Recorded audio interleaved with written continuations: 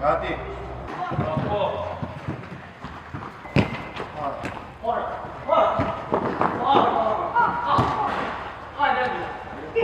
Përshëndetje Lidon, mirë se keni ardhur në Solo Intervista. Përshëndetje, faleminderit për intervistën dhe për respektin. Atëherë kemi një trajner që ka një karrierë shumë të madhe. Unë mbaj mend si trajner i ekipit të parë të Apollonisë. Sot jemi me disa ekipe moshore. Çfarë mund të thuash kurtimisht në këto pak minuta për karrierën? Po, unë po thuaj se kam një jetë të tërë që kam kushtuar sportit. Që në moshë fare të re kam filluar të merrem si futbollist, edhe ka vazhduar deri në fund karrierës time. Futbolli ka qenë një pjesë e pandare e jetës time dhe si thua ka qenë kryefjale e jetës time. Kam luajtur në shumë ekipe në Superligën e Shqipërisë, me Bylis, me Skënderbeun, me Teutën e Durrësit dhe në fund e kam mbyllur te Apollonia, te ekipi i zemrës time. Çfarë vitesh? Unë e kam mbyllur karrierën viteve 2010. Dhe me njerë mbas mbylljes karrierës kam nisur gjitha përgatitjet se nuk e shikoja dot veten që të isha jashtë futbollit, edhe për të përgatitur për të qenë me gjitha kurset, licencimet ato për të qenë një trajner në të ardhmen.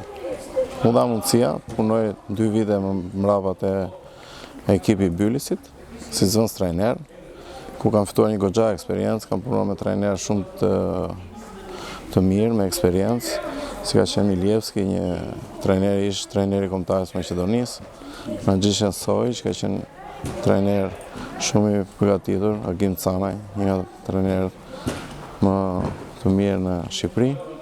Dhe akumulova një eksperiencë për gjithë këtyre trajnerëve, mundova që erdha përsëri punova me te ekipi e Apollonisë në vitin 2012, si zëvendës trajner me Enes Gjokën. Dhe më pas ikjes tim u dha besimi për të drejtuar ekipin e Apollonisë, ku jam munduar ta drejtoj me shumë dëshirë, me shumë pasion. Dhe besoj se kemi arritur edhe disa rezultate, dolëm Super League vitin pasardhës, edhe kështu ka rrjedhur karriera derisa mbas largimit në ekipet e para, kam krijuar një akademi timen dhe merrem me futbollin e fëmijëve të vegjël. Atëherë, a ka rënë interesi ndaj sportit? Si mendoni? Ka shumë faktor rënja e interesit në sportit. Mendoj se nuk është më në ato pritshmëritë që ka qenë përpara dhe në këto ndikojnë shumë faktor. E para që është më kryesorja është mungesa e terenëve. Kemi mangësi të jashtëzakonshme për mungesë terenash. E dyta është dhe kjo globalizimi, gjithë kjo teknologjia ka bërë që të shfokusojë të rinjt. Sot i shohim gjithë me telefona, me iPad-a për duar, gjë që ndikon drejt për së drejti në të marrurit me sport, ka hequr pak atë dëshirën për të. Ne sot nuk shikojmë një problem shumë i madh. Nuk shikojmë fëmijët luajnë poshtë pallatit. S'kan hapësirë. Sot nuk kanë ato hapësira dhe nuk kanë më mundësi. Dhe unë mendoj që dyna faktorët kryesorë që është ky problem janë mungesa e tereneve edhe teknologjia. Ka ndikuar që sot kemi më pak fëmijë të interesuar për të marrë me sport. Shikojmë pak tifoz në stadion. Pse ndodh kjo? Si mendoni? Shiko, unë e lidh drejt për drejt me cilësinë e kampionatit, edhe me pak me problematikën që ka pas kampionati shqiptar, sepse ndeshjet janë përfolur, ndeshjet janë besueshmëria është një faktor shumë i rëndësishëm te thithurit të tifozave. Tifozat janë ndërgjegjshëm, e din nivelin, e din shumë mirë se çfarë ndeshje do të shikojnë. Ajo që duhet patjetër të bëjnë gjitha ekipet, duhet që të respektojnë maksimalisht tifozat. Tifozat janë faktori kryesor në lojën e futbollit. E pam shumë mirë çfarë ndodhi në pandemi në vitin 2020, ku me gjitha llojet e mënyrat të gjithë kërkonin të sillnin tifozat në stadium, sepse ndeshjet ishin si ceremoni varrimi, nuk kishin asnjë lloj interesi, sepse aty kuptuan vërtet realisht forcën e tifozit. Prandaj sa më shumë respekt për klubeve, për tifozat. Për të gjitha nuk do të futem në detaj kush ndikoi apo si ndikoi, por nëse do të respektojmë maksimalisht tifozat, të jenë sigurt që do të vinë tifozat. Se ndryshe nuk ka shpjegohet pse vinë në kombëtare tifozat. Atëherë këti ke një stadium 20 sami vendesh edhe ke 50.000 kërkesa për bileta. Atëherë sepse rezultatet kanë bërë ata. Nëse rezultatet nuk do të ishin të mira, atëherë reflektohet direkt te tifozët. Këtë e lidhim edhe me Apollonin që është në një situatë të tillë, edhe çka munges rezultatesh, munges tifozash në stadium, sepse janë ato që sjellin tifozerinë. Sa më shumë investime, sa më shumë seriozitet, sa më shumë rezultate, aq më shumë do të vinë tifozat në stadium. Besoj që është një raport i drejtë, respekti midis klubit dhe tifozave. Prindrit që sjellin fëmijët këtu për të luajtur, vetë merren me sport? Ai sa ndjen ju? Shiko, pak a shumë ka një lloj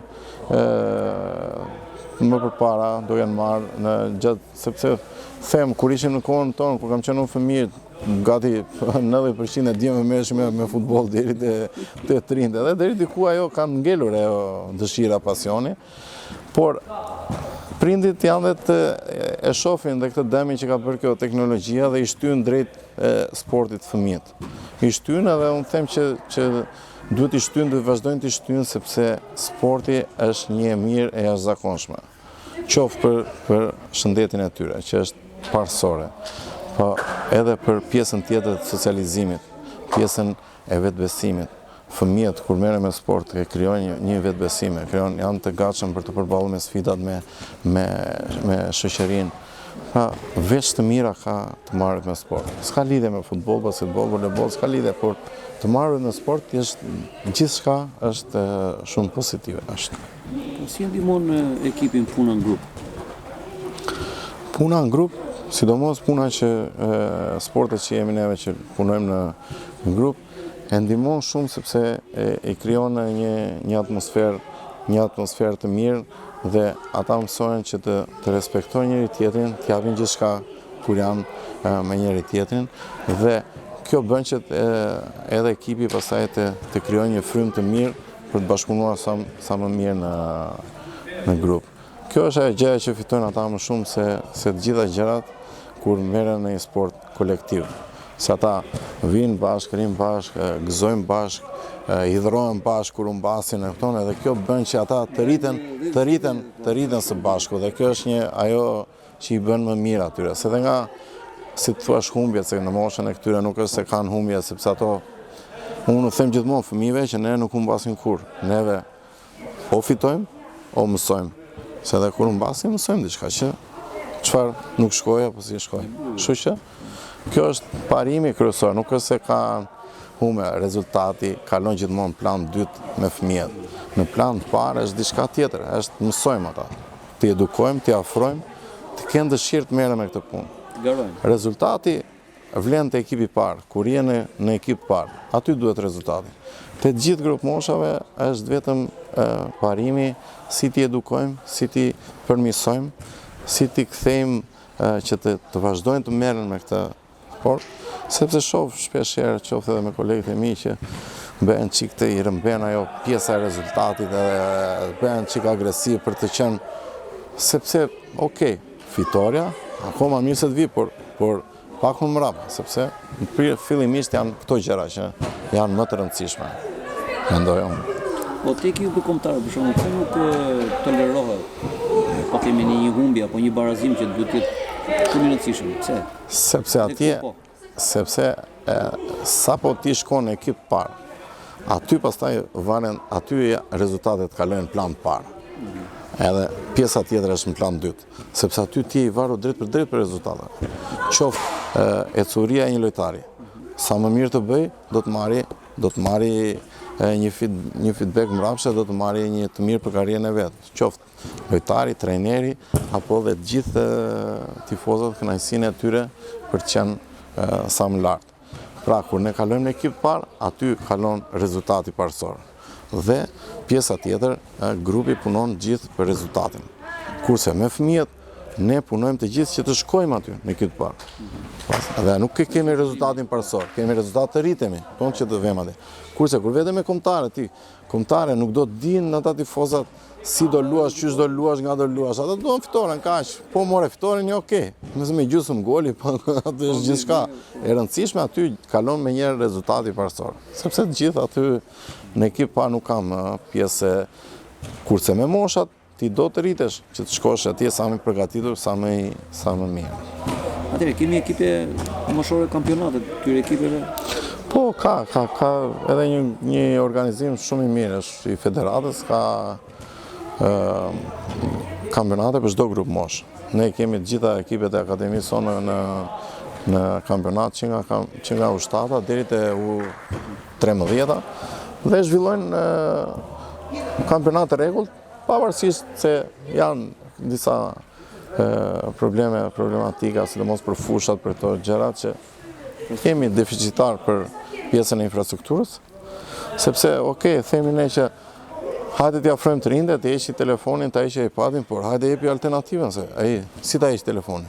Do t'i thuash ti fëmijës, po hiqe telefonin, ai los basketbol, los futboll, los basketbol, duhet të ketë fushat ai që ta çoshti, se po si pati ai si ta heqi telefonin, jo vabi çat bëj, s'kam ku luaj. Atë çat do bësh? Si dhe ne shohim sot që fëmijët nuk kanë më të lozin poshtë pallatit, nuk kanë më të lozin te fusha e lagjes, nuk ka te fusha e shkollës, se fushë lagjes ka, po të paktën to të shkollave, që deri diku janë po rregullohen dhe janë rregulluar, siç punojnë në një shkollë, po ato do të vinë eficiencë të fëmijëve, por sa më shumë, duhet të kesh sa më shumë, duhet të kesh më të them një blok pallate një fushë, një blok pallate një fushë, sepse si do t'i thitësh ti ata? Si t'i zbresi ai prindi t'i zbresi poshtë pallatit të merret me sport. Nëse s'ka fushë, çfarë do bëj? S'ka, është e gjitha e lidhur. Sepse nuk është se kjo punë e teknologjisë është vetëm problemi jonë, është problem global, është i gjithë botës, edhe bota jashtë ka këtë problem. Është diçka që ka ardhur me kohën, koha e ka sjellë të teknologjia, siç vjen me të mirat e veta, si vjen edhe me të këqijat e veta. Është natyrshëm. Atëherë po themi në një sportist juaj, në mosha të caktuara, së varg. Po. Sa kohë i duhet stërvitje në ditë që të jetë gati për ndeshjen? Ndeshjen me kampionatin e vet, apo thua ndeshje për që ka? U7 U13.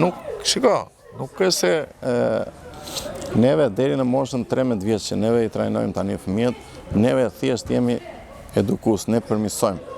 Nuk është se neve do masim parametrat e këtyre që duhet të stërvitesh, por neve jemi korrigjues, si thua, ata që kanë një lloj talenti, ne ndihmojmë që të shkojë akoma më lart.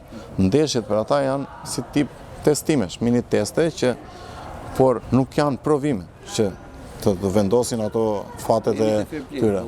Ata nuk ka problema, e rëndësishme është që të përmirësohet, të ketë vazhdimsi.